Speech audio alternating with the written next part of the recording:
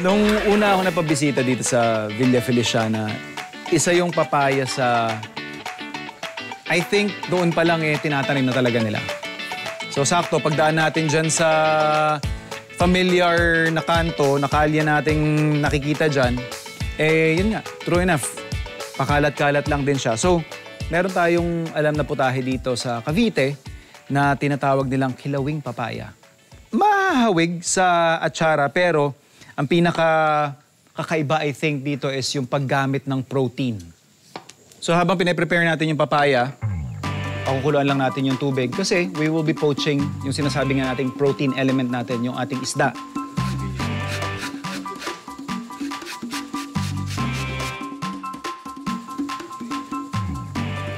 At ito medyo nagsisimmer na yung ating poaching liquid.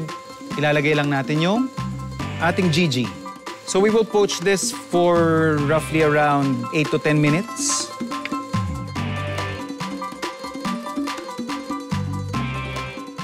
Na slowly simmer na natin yung ating galunggong.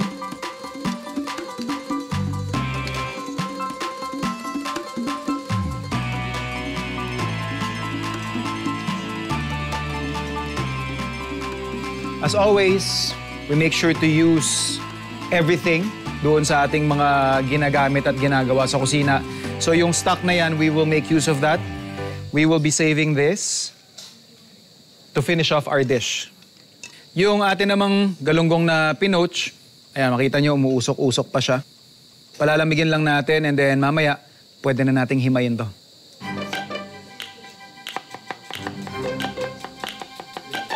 Then yung ating bawang. Then our chilies.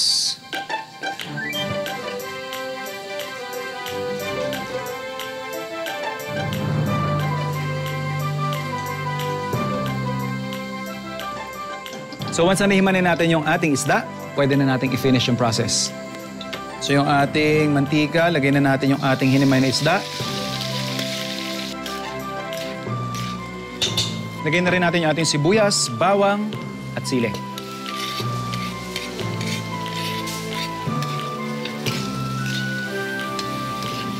Next up, yung ating ginadgad na papaya.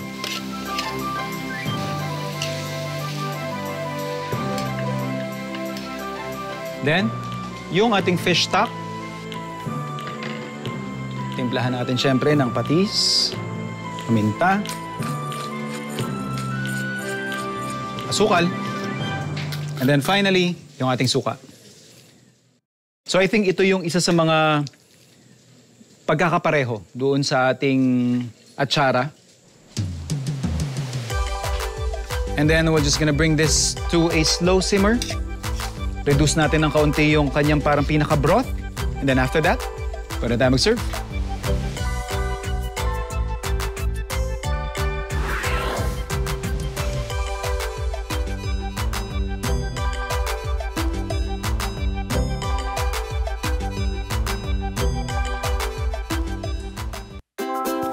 She's an award-winning content creator.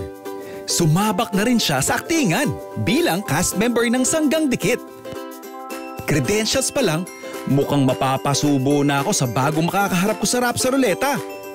Pero bago maganap ang cooking showdown namin sa palengke, kilalanin muna natin ang ating inspiring food explorer, Abby Marquez. So, nag-start ako mag-vlog January 2022. Nag-try akong gumawa ng mga recipe videos. And since then, since my first video, inulit-ulit ko lang yung ginawa ko. And in 6 months, I got my first 1 million followers. And in the next 6 months, I got another 1 million followers. So, I felt like I was in the right place. Pero paano nga ba nalinya si Abby sa paggawa ng lumpia recipes? Yung menu nun was lumpiang Shanghai, tsaka s'mores. Kasi gusto ko yung naglalatag ng isang s'mores, parang station. That concept and series left such an impact to people that they coined the term na lumpia queen. Yun ang tinawag nila sa akin. So, sa kanila naman ang galing yung... Ginagampanan ko na lang yung binigay nila sa aking title.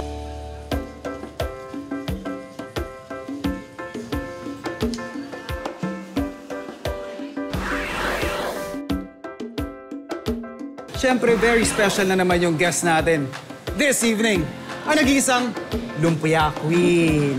Ayan o, the one and only internationally acclaimed food content creator ng Pilipinas. Salamat. Isa sa mga internationally recognized. Yes. Welcome to Rap sa Ruleta. Welcome to Farm to Table. Yeah, thank you. I'm sure this is something that may idea ka na. Yes. Please, Abby, paikutin mo na yung ating Rap sa Ruleta. Sa dami ng niluto mo, ano pa ba yung hindi mo na iluluto? Parang wala na nga. Uy, Diba? Uy! Baboy, ayan. Baboy! Ang ating method of cooking. Yan. So, typical market basket lang ito na... Chef, alam mo ano yan? Oh. Lumpia yan eh. Oh, no! Sakto! Ba, lugi tayo dito ah. So, niniisip ka na ba ako? Wala pa. Gusto Wala ko, Chef, pa. tignan ko ano yung available. Kasi ang ganda ng mga nakikita ko dun sa market. Umiikot-ikot ka, feeling mo sa condition mo yan, laban ka sa pag-iikot sa palengke? Mas mabilis pa ako sa Chef eh. Oy, oo nga no. Parang lugi rin tayo dyan ah. Naka-wheels! Naka-wheels ako. Naka-wheels. Pero kamusta recovery mo, Abby? It's taking longer than I expected. Kasi first time ko rin po magkaganitong klaseng injury. It has not stopped me so far from cooking.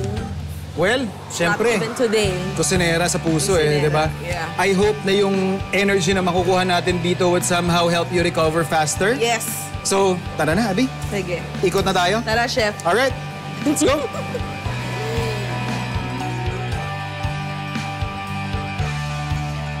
We could totally make a very interesting lumpia today. Nangangopia! Cheater! Doon ka nga. Chef, gusto mo mag-Battle of the Lumpias? Oh! Okay, game. Game? Game, sige. Battle of the Lumpias. Sige. Okay. Okay. Parang nilubog yung sarili ko sa kumukulong mantika. Hindi! Pero game. Okay, game. Sige, game. Alright. Ayan na. Okay. Si Abby na yung nag-decide. May Buti direction na lang. tayo. Hindi na ako mag-iisip. Siyempre, the pressure is on. You are up against the lumpia queen herself. May hindi pa ba nailulumpia si Abby Marquez? Ma'am, order naman po ako ng giniling.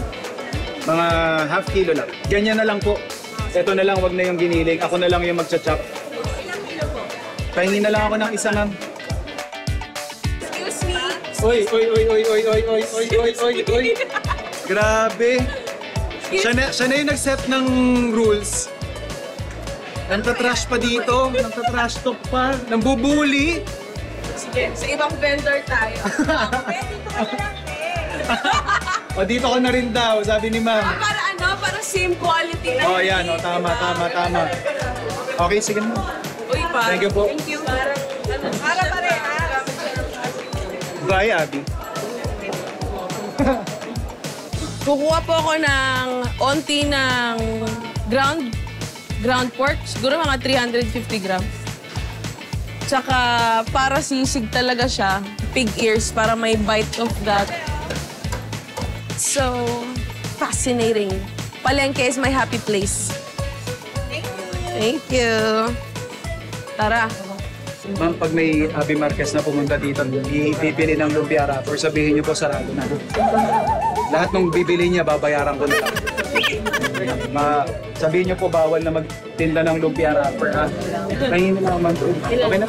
Isang ganito lang. Oh. Sarado na po ang tindahan ng lumpia wrapper. Wala na po. Lumpia wrapper, sino po may lumpia? Doon po sa Kwan, 2 kilometers away po, ma'am. Doon sa Kwan. Saan? Ayun, lumpia wrapper. Hello po. Isa pong large. Sarado na? Totoo nga? Totoo nga po. Totoo po. Sinabi po ni Chef sa inyo, sabihin sa akin yan, no? Chef. Ito na yung pinaka-fresh mo, ha? Mainit pa, oh. Yes. Thank you, ate. May hubad ka ng bawang. Ah, meron po. Ito. Ayan, sakto na yan. May ano po kayo, cane vinegar? Ayun lang po wala. Kalamansi pala. Mag-ano ko, sausawan na suka. Abby, Komportable ka naman? Yes! Okay? Eto, literal, may handicap si Abby. So may partida siya sa akin. Ingredients mo, set na? Yes, chef! Alright. Abby, ready? Ready! Chef, go! Yeah. Ano gagawa mo, chef? Well, sabi mo, lumpia yung tema natin, di ba? So, parang naisip ko lang maggawa ng adobo. Alam mo, chef, kanina yung thought process ko, since ang titikimis yung mga vendor, ano ba yung flavor na gusto ng lahat? Ikaw napunta ka sa adobo. Yes. Ako napunta ako sa sisig. No? Yeah, medyo matrabaho nga lang. So we have here yung ating medyo on the jowls ito. Pork jowls. Paiigahin natin siya. Tapos dapat maluto siya sa sarili niyang mantika. Tapos syempre, yung vinegar, garlicky na flavors, yun yung hahabulin natin.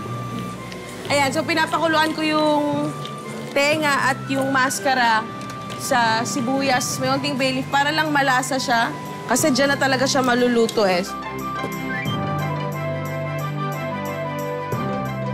It would make sense to use mayo as a dip.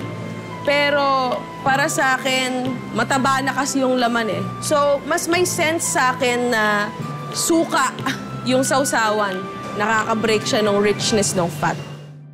So naiga na yung ating water. What we're doing here is I'm showing you guys yung technique na ginagawa ko when I'm doing adobong puti. So makikita natin yung brown na yan. We will deglaze that with water. We're basically just going to repeat the process hanggang sa maluto or hanggang lumabas yung sariling mantika ng ating baboy. Magpaprito ako onti ng atay. So, yung atay na may suka, yun yung pinangpapalasa sa sisig, no? Timplahin na natin yung filling. Sibuyas. Gagamit ako ng mix ng white at red. Gusto kong mas gawing lighter yung filling. Lalagyan ko din ng sili. Yan, dalawang klase kasi iba rin yung dating ng dalawang. And then later, ibamash pa natin tong atay, tsaka suka. Yun yung gagamitin natin pampalasa nito.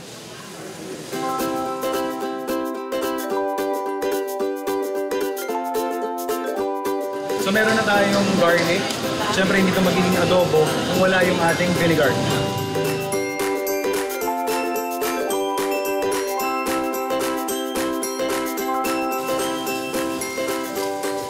And yung ating corn naman.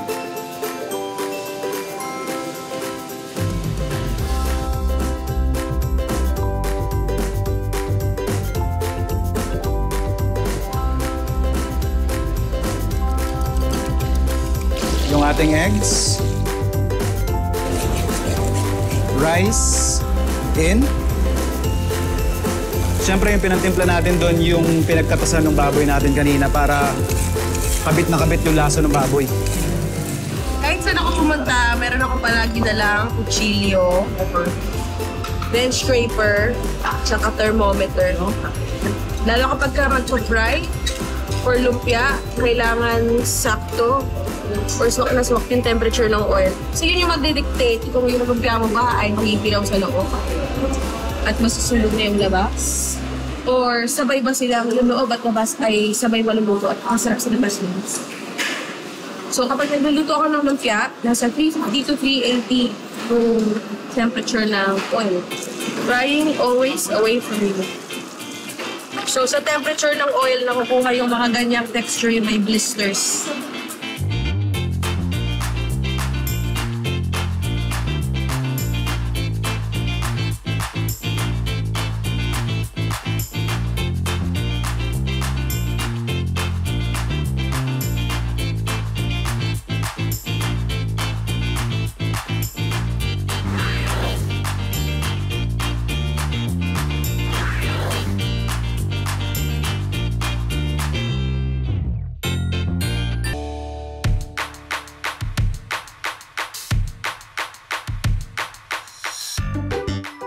So after 5 years, here we are, back to where everything started. Literal yan, para sa akin. This was December 3rd week ng 2020 when I got the call na pwede akong mag-audition sa isang ginagawang cooking show. And then I was asked to do a video of myself cooking na wala naman silang binigay na anything na kailangan may forage, may gala-gala sa isang lugar. So what I did, I asked one of my friends kung pwedeng pumunta doon sa farm nila para makagawa ng parang content. Dito ko ginawa yung audition video ko na kung sa ilan sa inyo nakakatanda yung mga pa-teaser natin nung ini-introduce pa lang ang Farm to Table, dito mismo ginawa yon.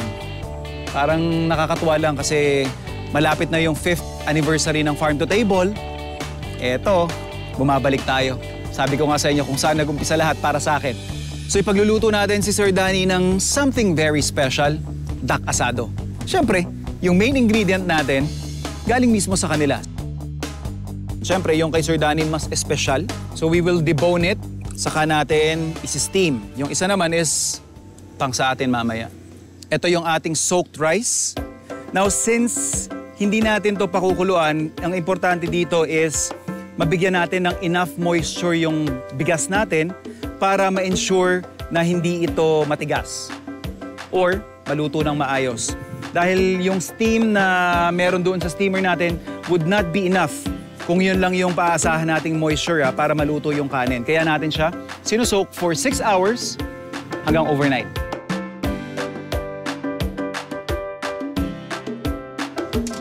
Yung ating duck, kagaya ng sabi natin, we want to present it ng may konting touch ng sophistication. I-debone natin yung ating duck.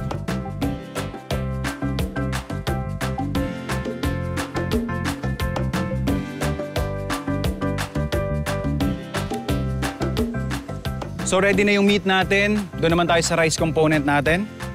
Yan, again, we're not going to cook yung ating rice just yet.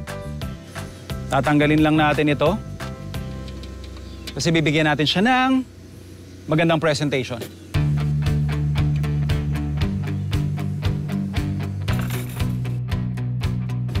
So, using our bowls, papatas lang natin yung ating duck, making sure na it's skin side down. Let's season this with some soy sauce. Ito yung sinasabi nating magpapaiba ng lasa nung ating asado. Gamit lang tayo few pinches. Ingat lang kayo sa 5 spice, medyo maangas to.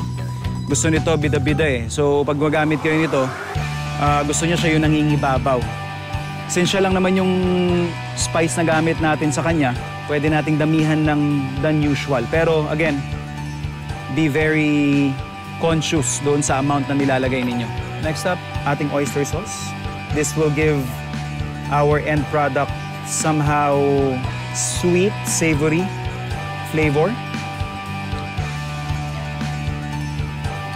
Pasasarapin natin yung ating rice using some key components and ingredients kagaya ng ating Chinese sausage.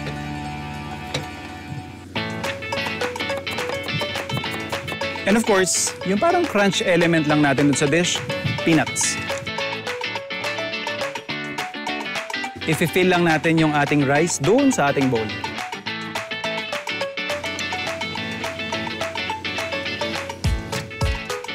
Okay lang natin yan. And we will cook this more or less 45 to 60 minutes or hanggang maluto yung kanin natin. Habang ini-steam naman natin to, meron pa tayo isang portion dito ng pato. Same exact ingredients, isasambot siya lang natin. Ilalagay na natin at uunahin yung ating Chinese sausage. Lalagyan lang din natin ng tubig. So what I'm doing here is I'm basically rendering yung flavors ng ating Chinese sausage. Enough time for us to cut up yung ating isa pang portion ng duck. Lipat lang natin yung ating karne doon sa ating pan. Bigyan natin ng bawang. Yung ating 5 spice. Toyo, syempre. At yung ating oyster sauce. Lagyan rin natin yung ating peanuts. Saka syempre, yung bigas na ating nababad.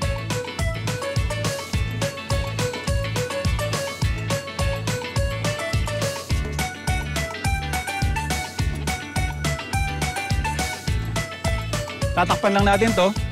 And more or less, kaya natin itong kunin ng mga ganun din. Same time, mga 45 to 60 minutes. Balikan natin, silip-silipin natin maya-maya. So we've been steaming our duck asado for about 60 minutes now. Ito namang ating pan version ay mga close to that as well. Kaya maganda na yung pagkakaluto ng ating rice. Medyo nagkaroon ng sokarat doon sa ilalim, nagtutong ng kaunti. But that's perfectly fine. We will serve that as well. And yung atin namang na-steam, perfect na. Pwede na tayo mag-serve.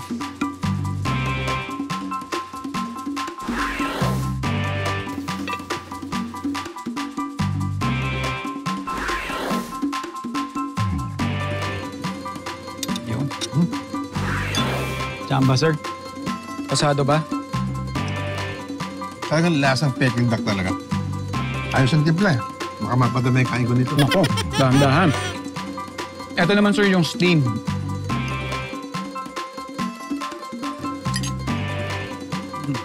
First time kong nakakain ng steam na duck.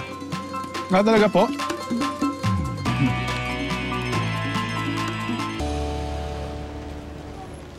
Abby, Yes, kamusta chef. naman ang experience? Masaya kasi kahit anong ingredients na kailanganin mo, nandito lang.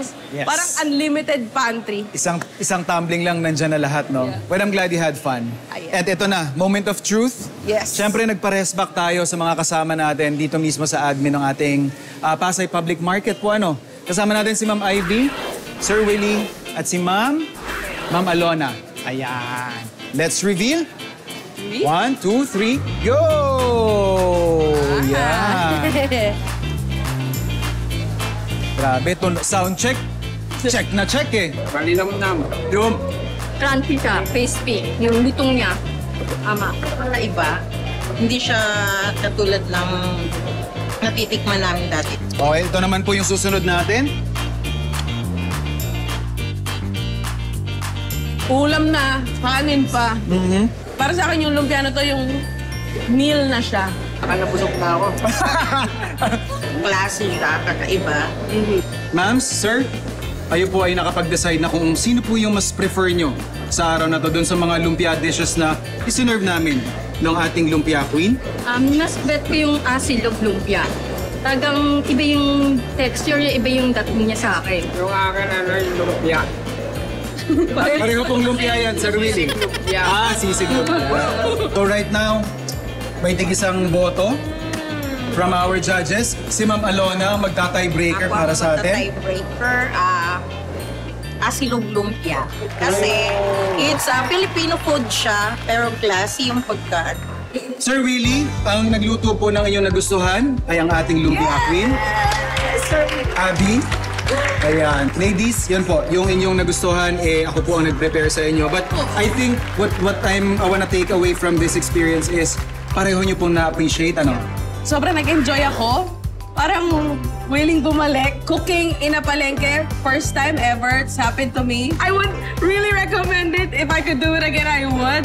I think yun lang din naman po yung point namin ni Abby na makapagpakita ng ibang atake. Yes. Ibang konsepto, ibang wild na pwede pang gawin dun sa usual nating lumpia na nakakain. Then, mission accomplished tayo, Abby. accomplished. Yes, sir. Yeah. Yes, ma'am.